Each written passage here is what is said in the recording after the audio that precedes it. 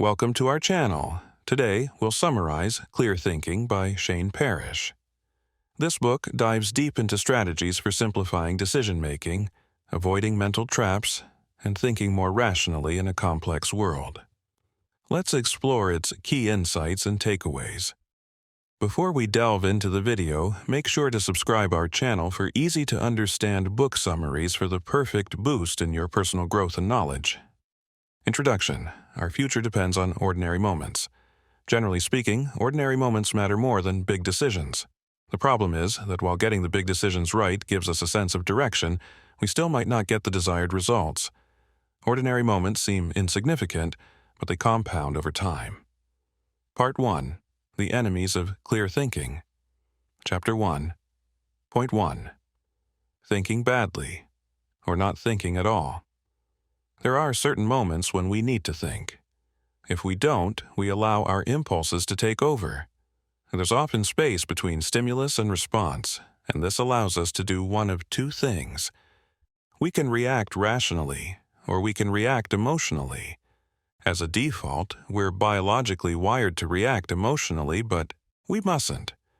We're animals, and as such, we're predisposed to defend our territory, our physical space, as well as our identity.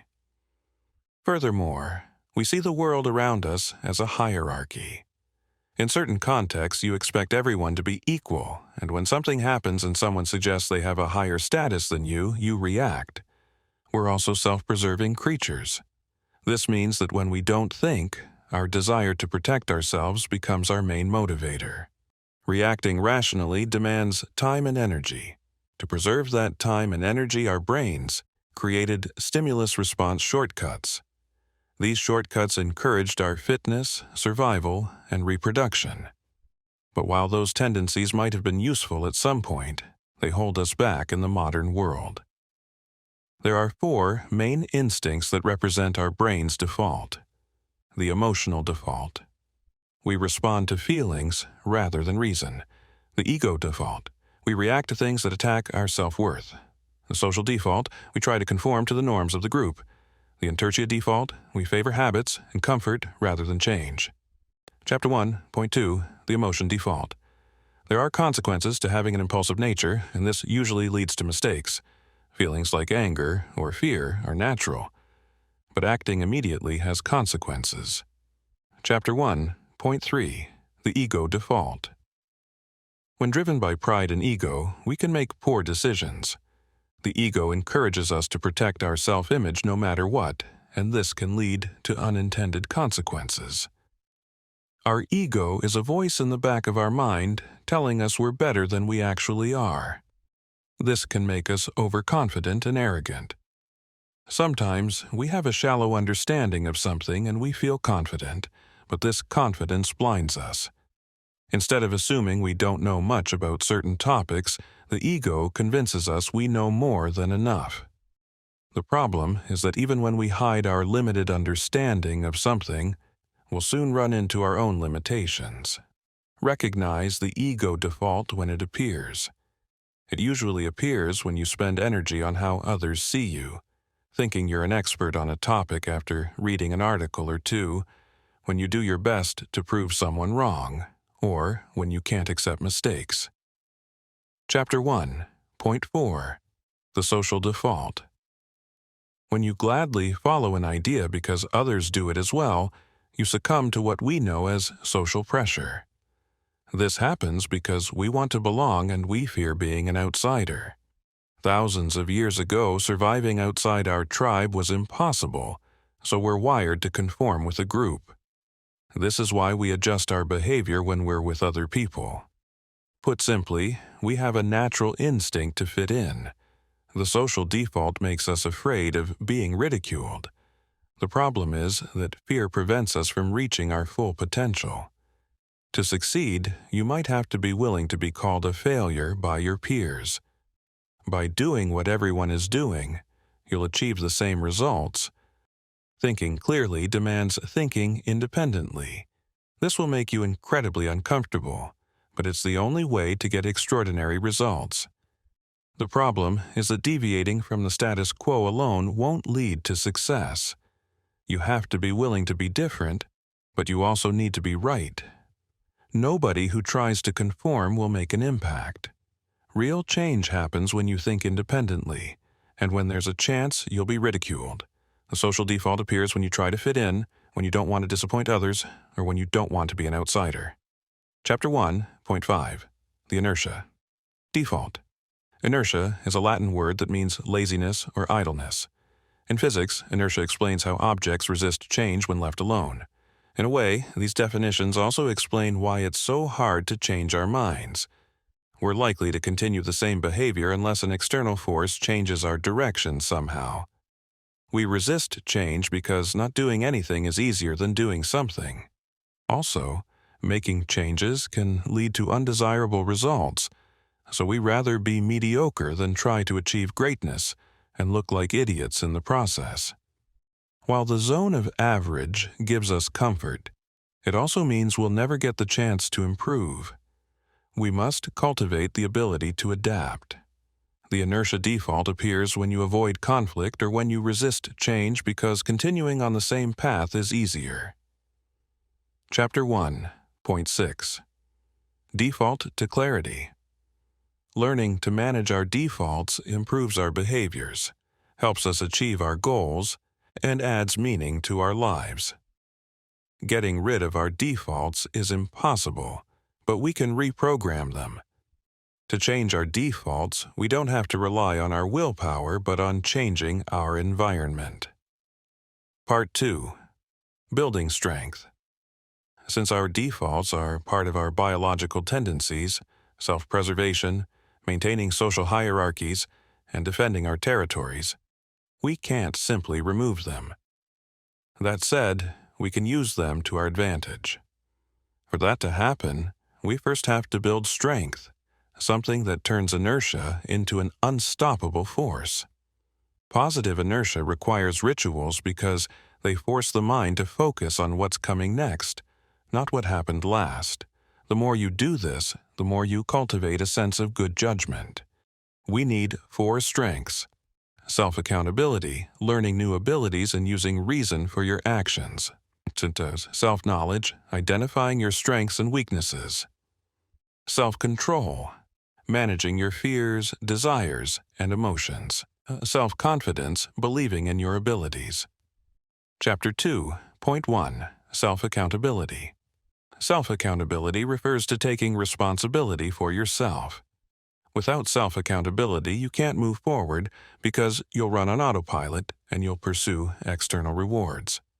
Also, people who aren't self-accountable don't take responsibility for their mistakes.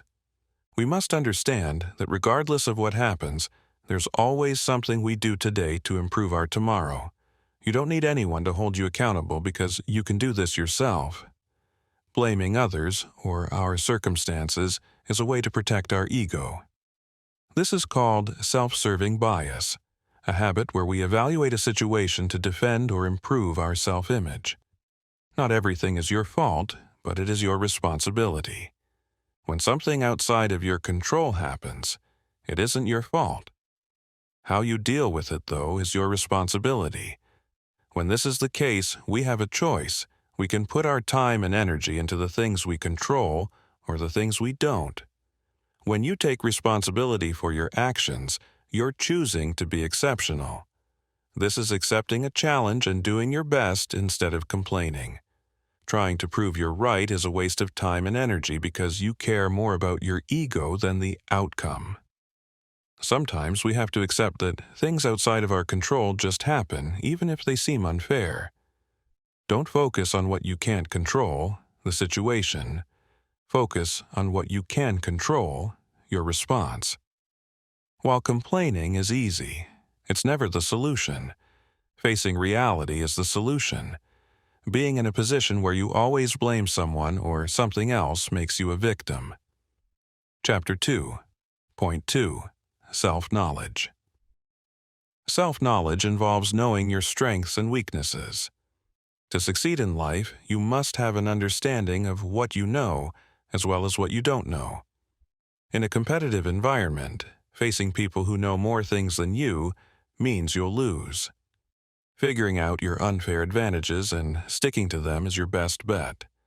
Additionally, you must know when you leave your area of expertise. Chapter 2. Point 3. Self-control. Self-control is about mastering your fears, desires, and emotions. As humans, we can't escape from our emotions because we're wired to respond to external threats. Although we can't get rid of our physical reactions or the conditions that cause them, we can control our reactions. To reach most goals, you need discipline, not emotional intensity. Chapter 2. Point 4. Self-confidence. Self-confidence is believing in your abilities. To think independently, self-confidence is essential. To acquire self-confidence, you need to learn new skills and abilities. While self-confidence is a strength, confidence without humility is a weakness. Confident people can admit vulnerabilities without giving in to despair. They can also accept reality, even if it's hard, which means they don't waste time denying something that happened. One of the rarest qualities in people is their ability to change their minds. To be right, you must accept that you're wrong sometimes. Admitting you're wrong isn't a liability, it's an asset. It means you're strong, adaptable, and courageous. To be self-confident, focus on what's right, not on who's right. Chapter 2, Point 5. Strength in action. When self-accountability, self-knowledge, self-control, and self-confidence work together, you exercise good judgment. Chapter 2, Point 6. Setting the standards to build strength. Raise the standards. One way to do this is by looking at your environment and avoiding the wrong people. We're more likely to adopt the qualities of those around us, so don't hang around with people who are jerks, selfish, and unkind. All top performers have high standards. Chapter 2, Point 7. Exemplars plus practice. To build strength by raising the standards, you need two things. 1. Choose the right exemplar.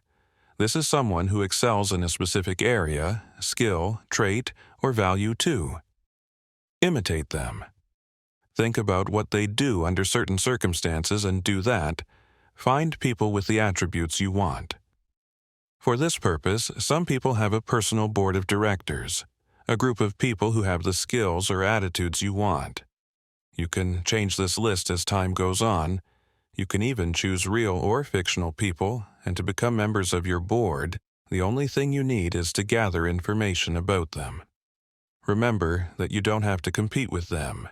You just want to feel inspired so that you become a better version of yourself.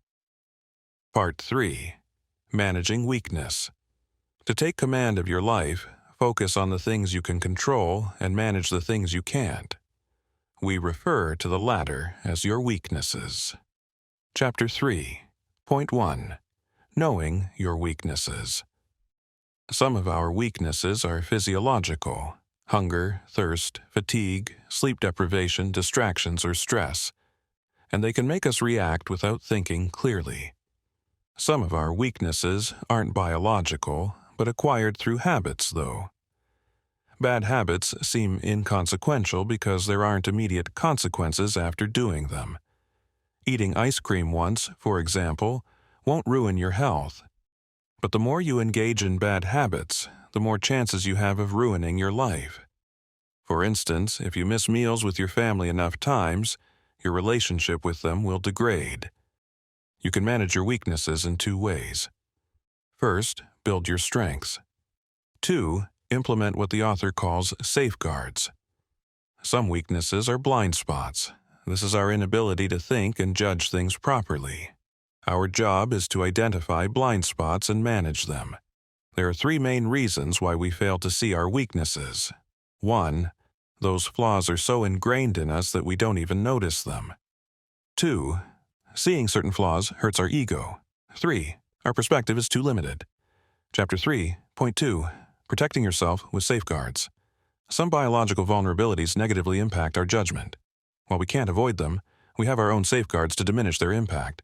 Safeguards are tools we use to protect ourselves from certain weaknesses. For example, if you want to start a healthy diet, getting rid of all junk food is a safeguard. Safeguard Strategy 1. Prevention. This is about preventing problems before they happen. For example, you avoid making decisions when you're hungry, angry, lonely, or tired. Safeguard Strategy 2. Automatic rule for success. Sometimes we make decisions based on the outcome we want to achieve. To reach a certain goal, we rely on willpower. The problem is that once we achieve a goal, it's easy to go back to a default behavior and move further away from the goal we just reached. To pursue goals, we need to be consistent. These choices add up, and you get closer and closer to your goals. A way to bypass choice is to create automatic rules. For example, you only drink socially when you feel like it, or you exercise as soon as you wake up even when you travel. The advantage of making up rules is that you don't have to make choices on a case-by-case basis. Another advantage is that people won't argue with your personal rules. They'll question your decisions, not your rules. Safeguard Strategy 3. Creating friction. When you encounter things that are opposite to your goals, you increase the effort it takes to do them. For example, you disconnect and put away your video game consoles, so every time you want to play a game, you have to set everything up again. Safeguard Strategy 4. Putting in guardrails. This strategy involves creating distance between a situation and your reaction to it. When you step back from a situation and think about your goals and the best way to reach them, you'll make better decisions. For this purpose, you can use checklists or prompts. Safeguard Strategy 5. Shifting your perspective. We look at things from a specific point of view, but luckily for us, we can shift our perspective. Having an outside perspective of a situation gives you more details of what's actually taking place. Chapter 3.3. How to handle mistakes. Everyone makes mistakes. This is the case because even if you have knowledge, there are other factors that affect your success. The problem isn't to make mistakes, the problem is how you deal with them when you do. When something bad happens, we blame external forces. This is called self-serving bias, a tendency to judge things in a way that protects our image. When something good happens, on the other hand, we attribute that success to our great qualities. This is a reductive way to see the world around us, though. When something bad happens, it happens because of one of two things: luck or you were wrong. In the first case, we should take a different approach next time.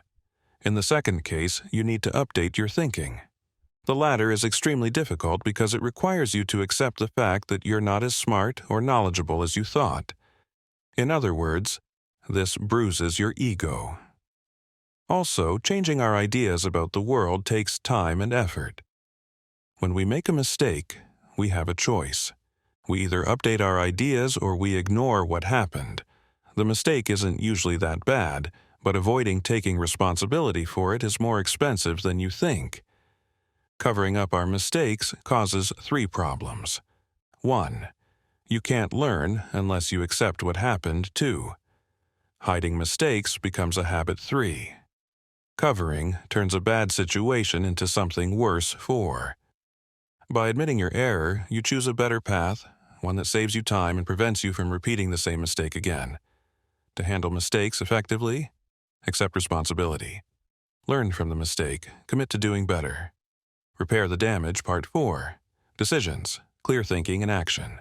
Decision-making is a skill. The author explains the difference between a choice and a decision. A choice is selecting an option from a series of alternatives. A decision, on the other hand, involves conscious thought. To make the best decision possible, you must go through 4 stages. You define the problem, you explore tentative solutions, you evaluate said options, and you choose the best one. In most cases, there are consequences to making poor decisions, so reacting quickly isn't the best course of action. When the stakes are high, the potential losses can be big, so the best thing you can do is to take your time and make a careful decision. Chapter 4.1. Define the problem. The first principle of decision-making is to define the problem. This has two components. First, the desired outcome. Second, the obstacles that prevent you from getting there. You can't solve a problem unless you've defined it correctly. This is an example of reacting without reasoning. By defining a problem, the solution will seem obvious. Chapter 4. Point 2. Explore possible solutions. Now that you understand the problem, you must come up with solutions. The best way to do this is by imagining possible scenarios. The worst way to deal with our problems is to avoid them or treat them as if they will disappear. To get the future we want, we need to make choices that will get us there. For this purpose, we can use a premortem. This is a psychological experiment that prepares us for potential problems. It's easier to deal with problems when we expect them. Imagining potential setbacks makes you prepared. Parrish suggests the bad outcome principle, which involves imagining everything that could go wrong and ways in which you can deal with them. Nobody is immune to bad things, so become a great decision-maker by making contingency plans. To consider your options, use the second-level thinking principle, which encourages you to ask, "And then what?" Second-level thinking involves considering all the possible ramifications of your decisions. Some choices seem insignificant when you make them, such as eating junk food for dinner, but they compound over time. First-level thinking is looking at the problem without the future repercussions a solution might lead to.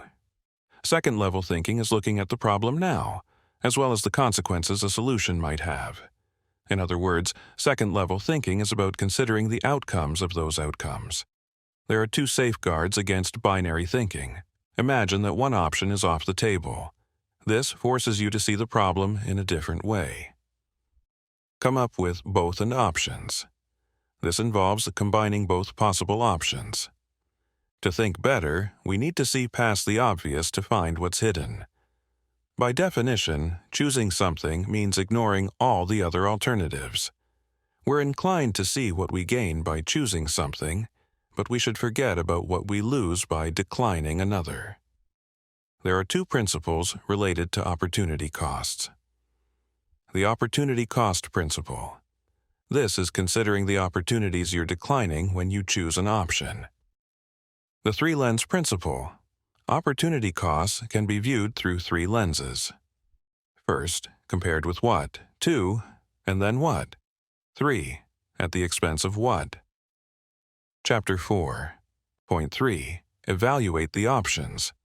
Now that you've evaluated the options, you need to pick one. There are two parts to consider here. First, your criteria for evaluating options. Second, how to apply said criteria. Examples of criteria include opportunity cost, return on investment, and likelihood of the desired outcome. Each problem has its own criteria. Criteria have the following features. Clarity. The criteria must be simple. Goal promotion. The criteria must support the options that attain the desired goal. Decisiveness. The criteria must favor one option. You must be clear on what's important to evaluate your options more easily. To apply said criteria to your options, they have to meet two conditions. They must be relevant and they must be accurate. To get information that's relevant, you need to consider the targeting principle. This involves knowing what you want before you look at the data. To get information that's accurate, you need to consider two principles. The hi-fi principle is all about finding high-quality information. This means that's unbiased and close to the source. To make the best decision, you need access to the best information. Here are some safeguards to guarantee you're always getting high-quality information. Run an experiment. This is about trying something to see what happens. You can, for example, sell a product before you have created it. Evaluate people's motivations. Sometimes you must rely on someone else's information, and it's your responsibility to evaluate their perspective on the situation. Often, someone's view of an issue is different than reality, and it's your job to consider all perspectives. Ask people detailed questions. This involves asking how they think, not what they think. The other important principle to get accurate information is the high expertise principle, or HIEX principle, which comes from those who have a lot of knowledge and experience. Here are some tips to approach an expert. Show them you've spent time, energy, and money on the problem. Be clear on what you expect from them. Be respectful of their time and energy. Ask experts how they think and then listen. Follow up on your progress. There are many people who claim to be experts, but they're imitators. To tell the two apart, the author suggests a few safeguards. Take the time to distinguish the two. Experts are usually enthusiastic about certain areas. Also, they spend their free time mastering their skills. Imitators can't answer deep questions. They can't adapt their vocabulary. They get frustrated when you don't understand. They're open about the ways in which they failed, and imitators don't know their limits. Chapter 4. Point 4. Do it. Once you've considered the options, evaluated them and found the best, you must act. We often fail to act because we're scared of the consequences. Also, we're scared about being wrong. This can make us get stuck because we keep telling ourselves we need more information before making a decision.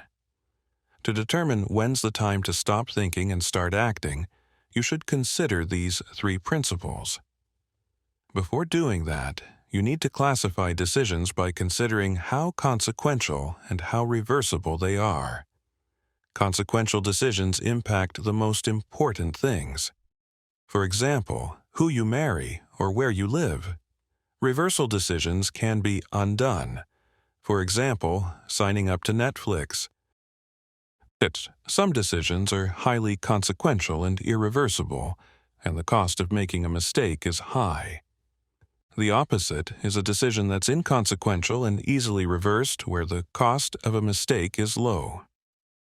The ASAP principle: when the cost to reverse a decision is low, make it fast. When you're dealing with inconsequential things, make a choice and move on. This saves time, energy, and decisions. The ALAP principle: if the cost to reverse a decision is high, delay it as much as you can. When the stakes are high, you want to make decisions at the last possible moment, because this helps you gather more information and consider all possibilities. When failing is cheap, make the decision as fast as possible. When failing is expensive, learn as much as you can before doing anything. The stop, flow, no principle. Don't gather more information when one of the following things happens. 1. You stop gathering useful information. 2. You first lose an opportunity. 3. You know something that makes an option obvious. Chapter 4. 5. Margin of safety. One way to move forward during the decision-making process is to eliminate the options that might lead to the worst outcomes. A margin of safety is a space between what you expect to happen and what might happen. This is like buying insurance. It seems unnecessary, but when you actually need it, it seems incredibly valuable. There are many unknown factors about the future: health issues, relationship problems, financial pressures, a war, a pandemic, and economic collapse, and so on. Every scenario could have its own margin of safety. As a general rule, a successful margin of safety should be able to handle twice the amount of issues that would lead to a crisis. Also, never overinvest in a potential option, because if it fails, it can ruin you. Don't announce a decision as soon as you make it, even if you want to. It'll be harder to change your mind once you do. It's important to have execution fail-safes so that your decision goes as planned. Execution fail-safes are a way to think when you're at your best so that you avoid mistakes when you're at your worst. For example, Ulysses told his crew to tie him to the mast of the ship so that he could listen to the alluring song of the sirens. Fail-safes are indispensable. Parrish lists 3 kinds of execution fail-safes. Setting up tripwires. This is detailing a plan so that you know what to do when certain conditions happen. Negative signs tell you that something is wrong, so ignoring them for too long can have serious consequences.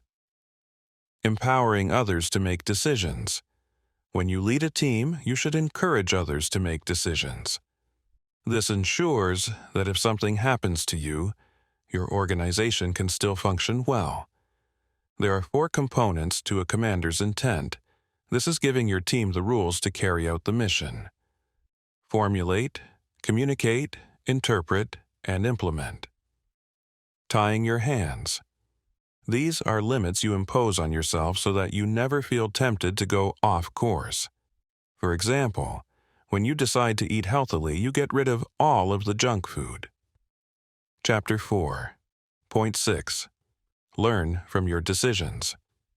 Making great decisions on a consistent basis gives you an advantage, and so is learning from our decisions.